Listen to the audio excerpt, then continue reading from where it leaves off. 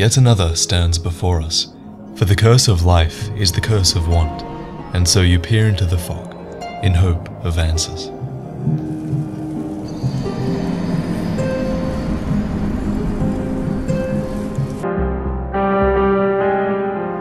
Here's our honorable mention for the video. You know what, I couldn't help it. The covetous demon is basically Jabba the Hutt, if he actually had to fight his own battles. This is one of the easiest fights in the game, certainly for how late you have to fight him. Of course, that depends on which path you choose first. But you know what? I feel bad for the guy. He never stood a chance.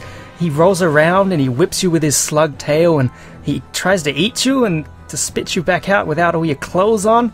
Oh, if you're watching this, Jabba, you're alright in my books.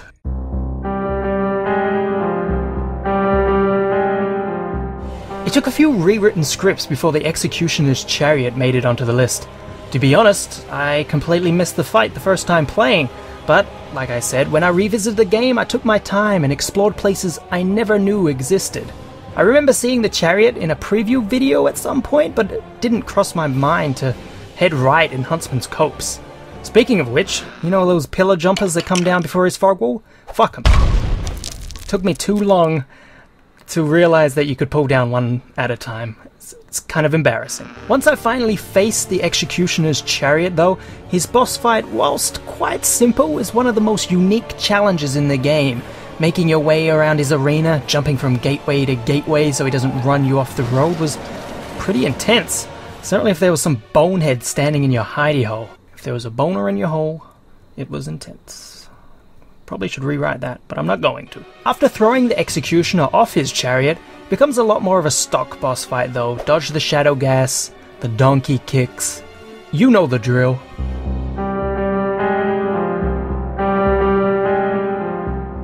The Lost Sinner is the first great soul I received. Whilst the fight is the classic one-on-one block and attack when his defenses are down, there's just something I really dig about this guy's arena and overall character design. If you were like me the first time, I didn't find the Bastille key to light up the arena. So I fought him in pitch blackness, wondering where he went as he fled into the darkness after I struck him. The battle opens with a weird, gross bug crawling into the eye of the Sinner's mask, prompting him to scream and extinguish the torches around him. If you're smart, then hopefully you lit up the room from the outside, and the overall fight is not that tough. But if you're playing blindly and run in without preparation, you better prepare for a gloomy death. The last thing I'd like to note about the Lost Sinner is the fact that his hands have been bound in front of him, giving you an obvious advantage in the duel. And a lot like Artorias in the original Dark Souls, I'd hate to have to fight this guy without his handicap at his full power. But luckily we don't have to worry about that, so beat his ass down with his stupid bound hands. Who even cares?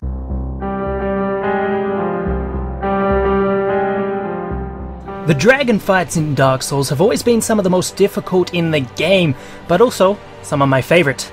In the original Dark Souls 2, there was a severe lack of dragon fights, but luckily that was justified with the DLC. Crown of the Sunken King added both one of the best boss fights, and with no doubt one of the fucking worst boss fights. But we're not gonna talk about that one. You know the one! Go fuck yourself, Havel!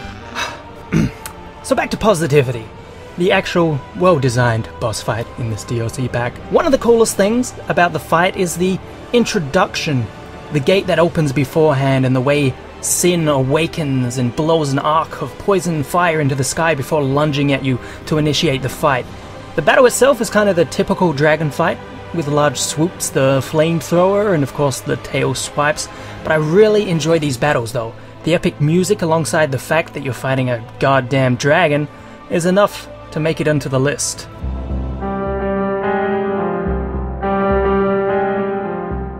Holy shit, this boss. Let me set the scene here. A mellow singing of a lady fills the area. Apart from the countless magic beams heading your way from those Armada mage assholes, you feel relaxed. The chilling voice gets louder as you grow near the fog wall. Who or what could possibly be waiting upon the gate? Maybe a beautiful lady to tell me that it's all just a nightmare? Oh, wait, never mind. It's a fucking gross giant frog with a horrifying face growing out of its mouth. Oh. Oh. Say what you will about the Demon of Song, this thing is easily the creepiest boss in the game. Like, seriously, what the fuck? I can't even think of anything to say right now except, why? Why do you do this From Software? I contemplated putting this thing at number 1, but I don't think it quite deserved it. Frankly, the main draw to this boss is the visuals.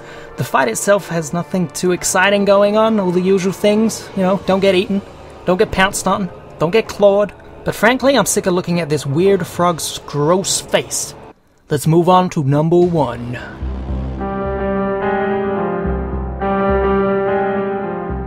Dark Lurker is another optional boss fight in Dark Souls 2.